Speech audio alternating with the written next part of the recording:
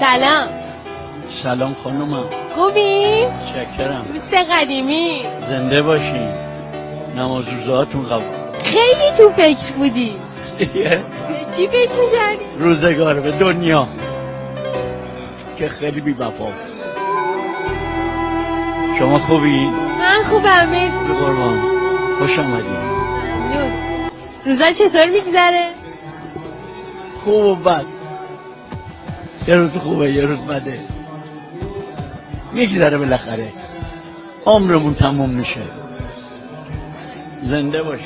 تو این شبا بیشتر از همه به چی فکر کردین؟ برای چی دعا کردین؟ فکر زیادی نکردم. دعا کردم چرا باید اینجوری بشه، چرا اصلا ما باید اینجا باشیم.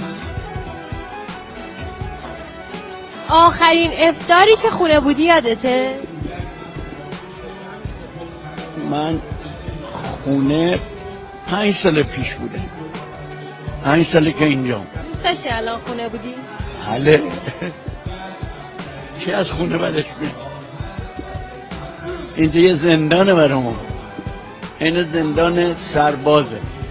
از زندان میرید توی کالیدور دربسته است، باید اجازه بگیری بیای بیرون. اینجا نه، میریم بعد میریم تو حیاط، باز میریم تو اتاق، باز میریم تو حیاط. اینجا یه زندانه، منتها اینجا زندان سربازه. اگه قرار باشه به بچه‌ها یه چیزی بگی چی دوست داری بگی؟ یا به هر بچه، یعنی هر بچه‌ای که پدر و مادری داره که الان شاید احساس کنه نگهداریش برایش سخت شده. من که میگم بچه‌هام خیلی بی‌وفان. 2 تا پسر دارم، بدون مادر بزرگ کردم. 8 ساله 10 ساله بودن، با خانومم متارکه کردم، ازدواج نکردم، اینا رو بزرگ کردم. زن براشون گرفتم، عروسی خوب، خیلی خوب. 8-9 تا خواننده آوردم براشون خوندن. 5 سال من اینجا، یکشون نیومده بگه حالت چطوره. این مال پسرای خودم که کاش که یه دختر داشتم، میدونستم گریه کن پدر مادره.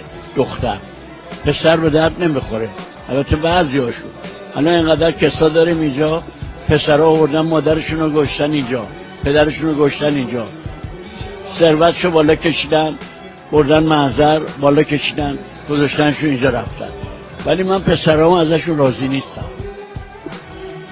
نمیان. یه نوه الان 50 روزه 2 ماه خدا یه نوه به من داده، دلم براش یه ذره شده. پیغام دادم بیاریم من ببینم، یه پسر کوچیکم نیبود. راضی نیستم ازشون.